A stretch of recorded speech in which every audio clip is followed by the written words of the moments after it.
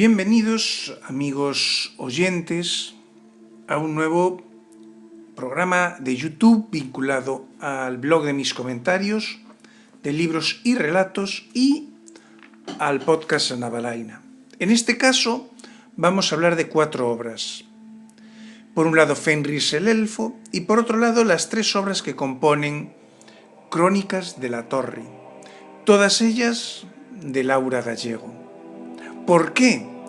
Porque en su conjunto pasa un poco como con El Hobbit o El Señor de los Anillos. Forman una unión, como diré más adelante en el comentario. Por eso creí interesante hablar de estas 4 obras en un mismo programa de YouTube. En todo caso, el programa que se haga en el podcast Navalaina será mucho más extenso y mucho más completo que lo que voy a hacer yo aquí.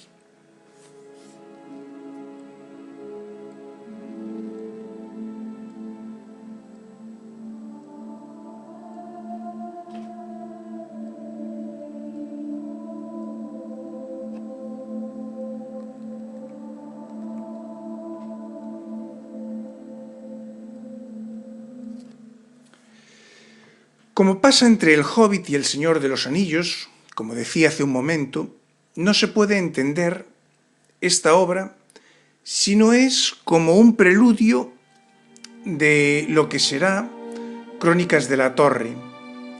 En esta novela se cuenta la historia, hablando de Fenris el Elfo, se cuenta la historia de Fenris, la razón de su transformación en elfo lobo o licántropo élfico y su destino en la torre. Fenris, al contrario que Alsan, aprende a convivir con esa parte oscura de su ser, su parte de lobo. Aprende a controlarlo, al igual que los licántropos de Stephenie Meyer en la saga de Crepúsculo. Pero el poder de Fenris va mucho más allá, dado que también está dotado para la magia. A diferencia de El Hobbit, Fenris el Elfo, esta novela no tiene toques humorísticos o infantiles como se acusa de tener a El Hobbit de Tolkien, y está escrito en un mismo tono que Crónicas de la Torre. Lo que es más, esta obra nos ayuda a comprender mejor el dolor de Fenris por estar alejado de los otros elfos, por su condición sobre todo. En la obra se nos muestra el amor, el odio, la venganza, el terror.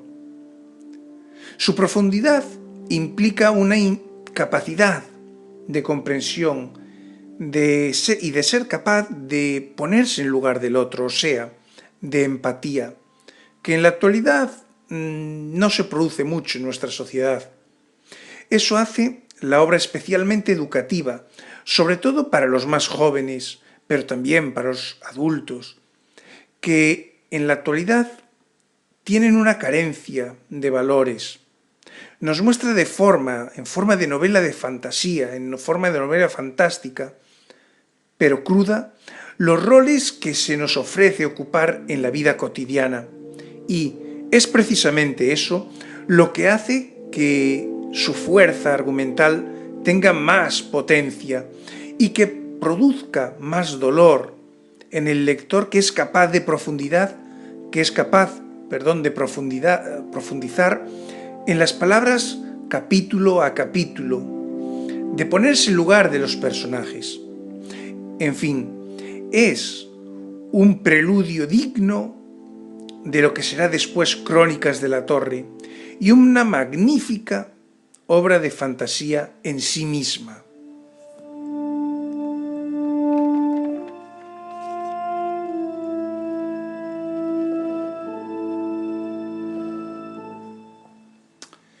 Seguimos con Crónicas de la Torre. En cierto sentido se podría decir que el conjunto de esta saga es la obra que nos muestra, en un sentido más resumido, lo que más tarde será Memorias de Idun, existiendo paralelismos entre algunos de sus personajes, como Fenris y Alsan, Jack y Kay o Dan y Victoria. Sin embargo, el estilo es muy diferente, pues de algún modo tiene un estilo entre Margaret Weis y Ursula K. Le Guin en El ciclo de la puerta de la muerte y en Historias de Terramar. La ambientación nos traslada a un mundo de fantasía más cercano a las obras clásicas que a la fantasía más actual. Cada tomo, no excesivamente largo, es de fácil lectura y relajada comprensión, todo ello mezclado con un toque misterioso propio de las obras clásicas de ese tema, como El perro de los Baskerville, o hasta, en cierto sentido, la esencia del terror propia de obras como Psicosis o Drácula. Existe, por otro lado, un trasfondo romántico que une a Kay y Dana más allá de lo que el lector inicialmente espera. El amigo invisible se convierte en algo más, y eso hace el final de la obra algo trascendental. Por otro lado, cada personaje tiene una aura casi mística, y en ciertos momentos los alumnos de la torre y sus vivencias nos recuerdan, salvando las distancias, a Harry Potter o a los personajes de la saga de Eliot, entre otras obras similares. La obra deja al lector con ganas de saber más de los personajes, cosa que solo se conseguirá con Fenris, ganas de saber más de la historia de ese mundo y, en fin, ganas de que la obra sea mucho más extensa. Esa necesidad de más hace que, al terminar de leerla, muchos lectores suspiren añorando algo de ese mundo de fantasía que ya no obtendrán.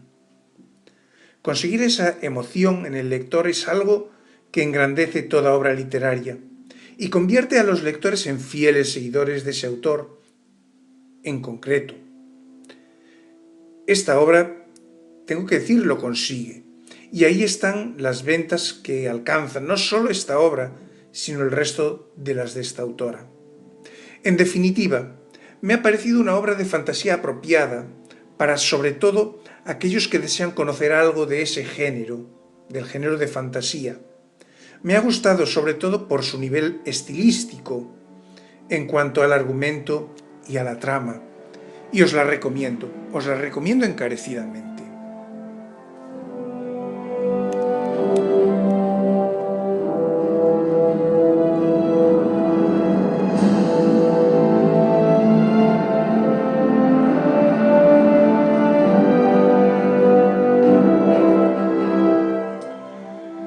Bien, hemos terminado ya con este programa cortito. Espero que os haya gustado, que sirva de enlace para enlazar, para acercaros en su momento al programa del podcast Anna Balaina, que será mucho más completo, como ya he dicho anteriormente, pero sobre todo, lo más importante, acercaros a estos libros de Laura Gallego, a Fenris el Elfo y también a las 3 novelas que componen Crónicas de la Torre. Por supuesto, cuando se haga el programa del podcast Anna Balaina, pues aumentaremos algunas cosillas más. Sin embargo, quiero dar una noticia que me ha llegado relativamente hace poco. Me la han mandado Abiel Meza Martín y está relacionada con una noticia que pasó el pasado mes de noviembre. Y la noticia en concreto es una presentación que tuvo lugar de Ediciones Irreverentes de el libro Puedo hacer algo por usted, de Jesús Taboada Ferrer, que tuvo lugar el pasado 10 de noviembre a las 19:30 horas y en la que participaron